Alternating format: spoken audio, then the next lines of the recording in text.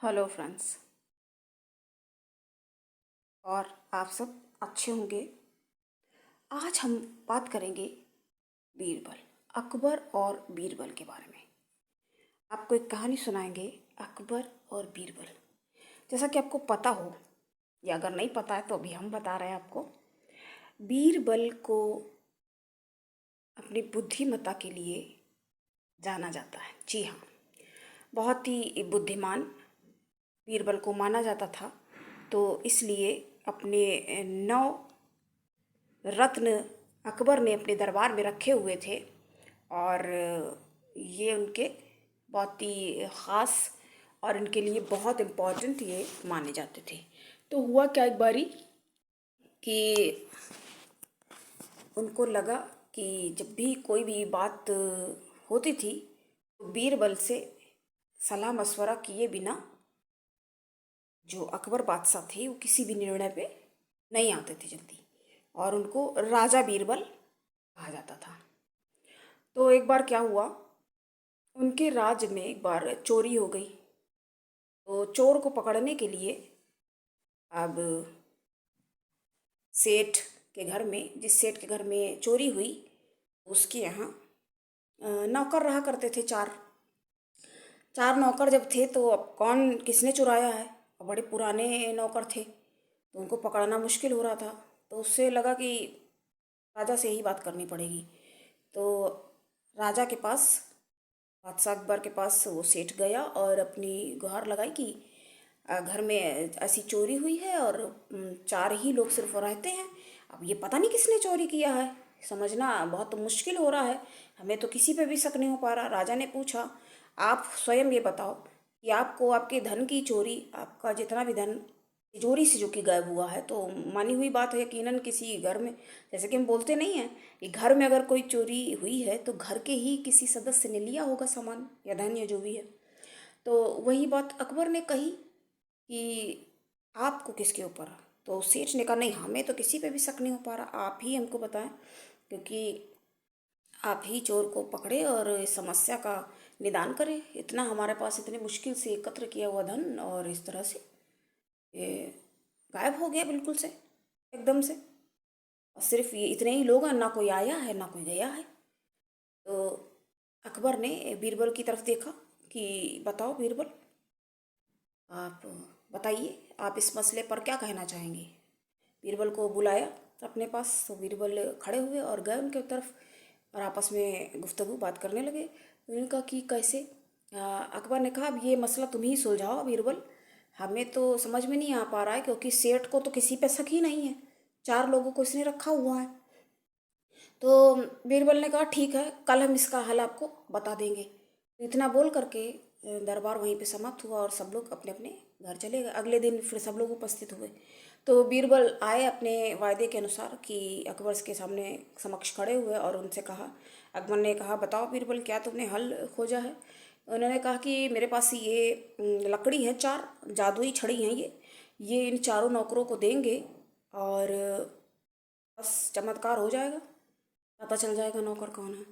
अकबर को तो कुछ समझ में आया नहीं, क्या कैसे कर रहे हैं ये। तो बीरबल ने कहा कि ये जादुई छड़ी हमारी है, बस बाकी किसी को डरने की आवश्यकता है नहीं। यहाँ पे सेठ भी सामने खड़ा हुआ था एक साइड में किनारे। तो सेठ भी खुश हुए कि ठीक, चलो ठीक है, आराम से पकड़ा जाएगा, ना किसी को कुछ वो किए। तो चारों को जब वो छड़ी दे दी गई, चारों नौकरों को, और सब लोग चले गए, मगर बीरबल ने कहा कि बस अपने पास ये रखनी है और बस कुछ नहीं होगा, जो चोर होगा बस उसकी ये 4 इंच बढ़ जाएगी छड़ी, और कुछ नहीं होगा इसमें। सब लोग लेके चले गए।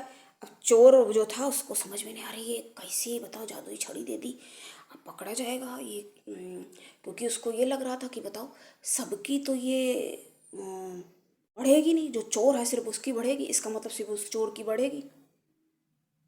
उनके घर में इतना पुराना नौकर ये काम करता था।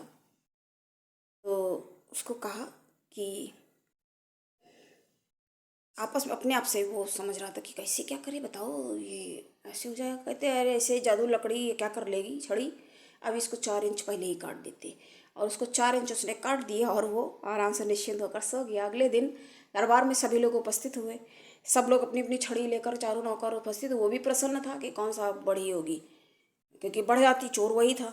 उसको तो पता था ना, क्योंकि चोर को तो मालूम है कौन सी बढ़ेगी, चोर स्वयं है।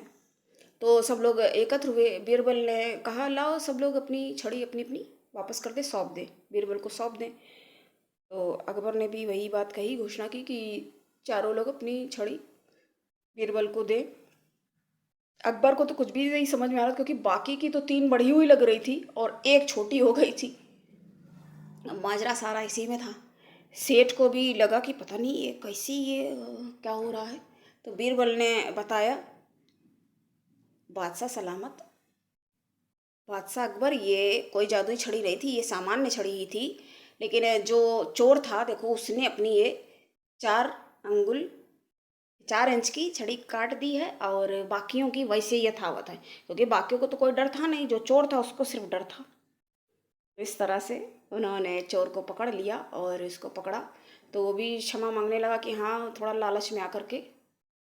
उसका नाम पासा की पासा। सेठ ने कहा, तुमने चोरी करी, बताओ, तुम्हारे ऊपर सब पर हमको इतना यकीन था, बाकी सब तो देखो सही निकले, और तुमने लगा भी नहीं कि बताओ आप। इस तरह से कहते नहीं, थोड़ा धन के लालच में आ गए और इस तरह से चोरी, माफ़ी मांगी उसने। और इस तरह से समस्या का समाधान हो गया।